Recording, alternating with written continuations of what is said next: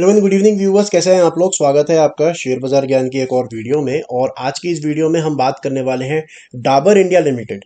Dabur India according to me एक बहुत ही अच्छा अपॉर्चुनिटी आपको दे रहा है फॉर इन्वेस्टमेंट। और इस साल ये सबसे अच्छा मौका है डाबर में इन्वेस्ट करने का। इसके पीछे क्या रीज़न है, मैं ऐसा क्यों बोल रहा हूँ, इसके बारे में मैं आपको आगे डिटेल में बताऊंगा। वैल्यूएशंस के ऊपर में भी बात करेंगे, टेक्निकल चार्ट्स पे अहम बात करेंगे।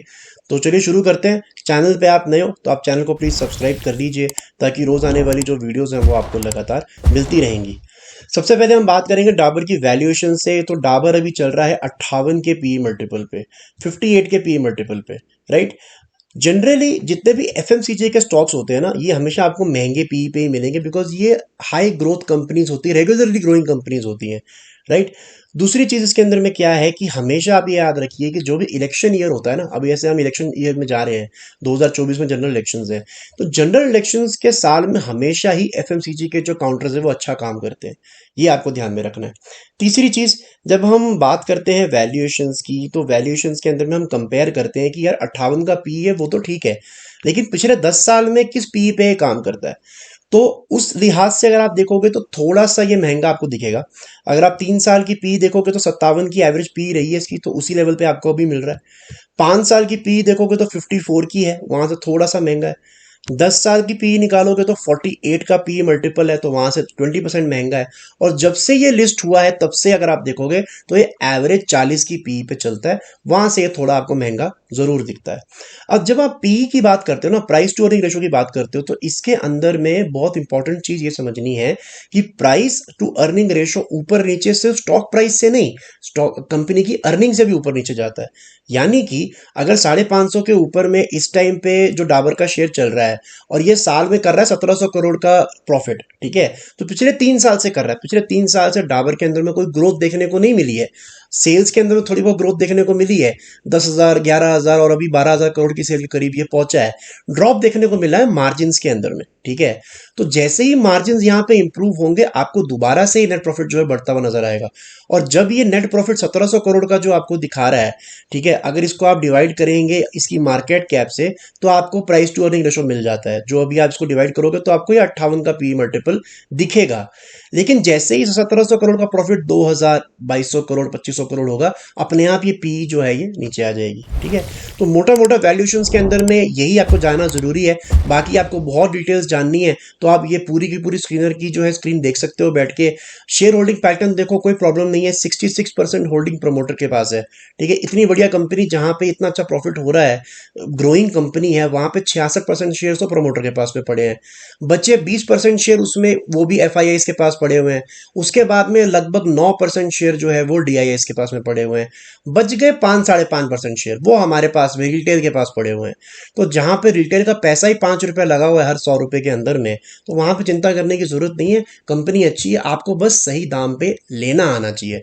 और मेरे हिसाब से इससे बढ़िया दाम कोई नहीं हो सकता। अब उस रीजन पे हम चलते हैं, ठीक है।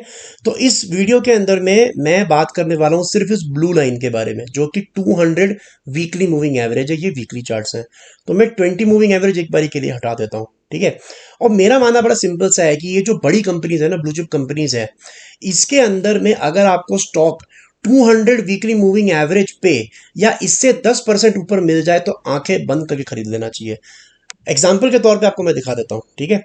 अभी यहाँ पे जो 200 वीकली मूविंग एवरेज इसकी चल रही है, वो चल रही है 535।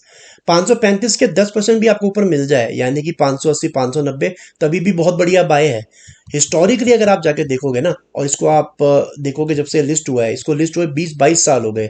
अगर आप पिछले 15 साल में भी देखोगे तो जितनी अपॉर्चुनिटीज इसने दी हैं at the 200 weekly moving average, अगर आपने कहीं पे भी ये शेयर खरीदा होता तो आप आज फायदे में ही होते, राइट। ये लंबी रेस का घोड़ा है, इसके लिए आपको ये चिंता करने की जरूरत नहीं है कि आज खरीद लिया तो कल चलना शुरू होगा। अच्छे स्टॉक्स आपको अच्छे लेवल्स पे मिलेंगे, चलाना आपके हाथ में नहीं है, चलना होगा जब वो चलेंगे। लेकिन अपॉर्चुनिटीज आपको गिनी चुनी मिलेंगी। ये मैंने सर्कल्स कुछ बनाए हैं जब ये स्टॉक अपने 200 वीकली मूविंग एवरेज के पास आया था, सिंस 2009, तो अभी 14 साल हो गए। 14 साल के अंदर में आपके सामने ये 1 2 3 4 5 6 7 अपॉर्चुनिटीज हैं। 2-3 मैंने मिस कर दी होंगी, तो आप 10 समझ के चलिए।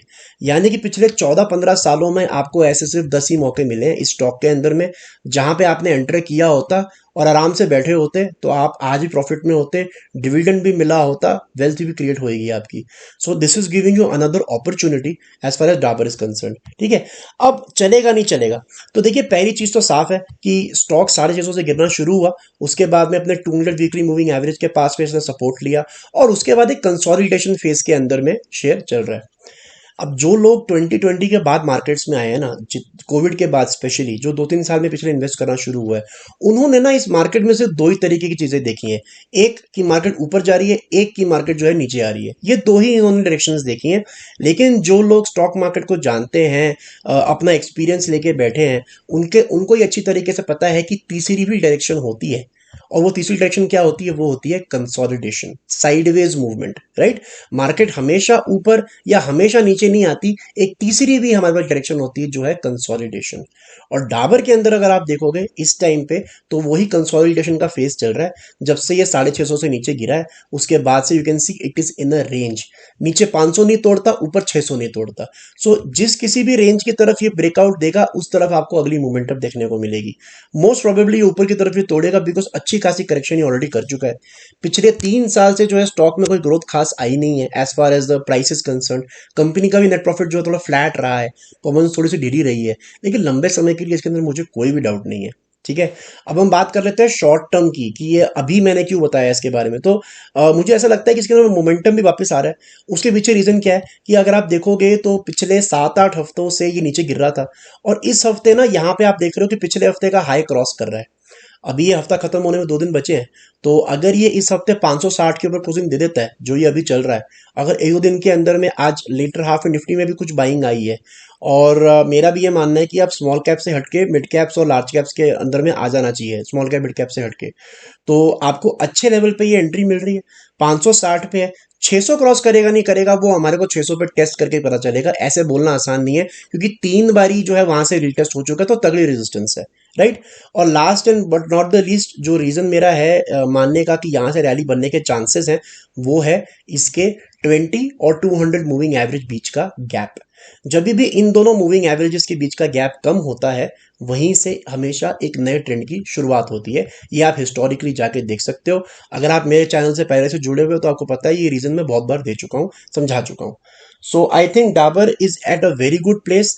अच्छे शेयर लेने के मौके कम मिलते हैं, चलेगा जब चलेगा, अभी चले या 6 महीने बाद चले, but you will not regret buying Dabur at 560। So it is a very very solid company. तो दोस्तों इतना मेरा आज का video on Dabur. I hope आपको लॉजिक और लेवल्स जो है वो क्लियर आउट हो गए। कोई सवाल है आपका तो आप कमेंट सेक्शन में जरूर डालें। मैं मिलूंगा आपसे अपनी अगली वीडियो में, तब तक आप अपना ख्याल रखें and all the best guys.